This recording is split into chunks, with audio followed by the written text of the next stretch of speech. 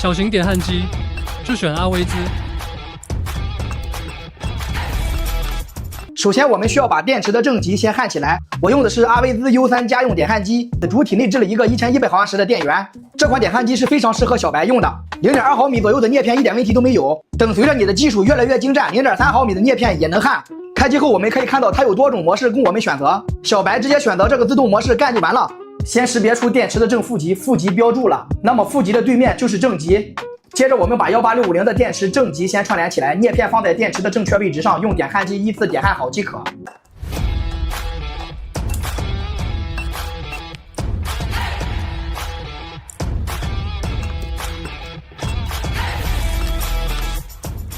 检查一下焊点，确认焊好以后，我们接着把负极再串联起来。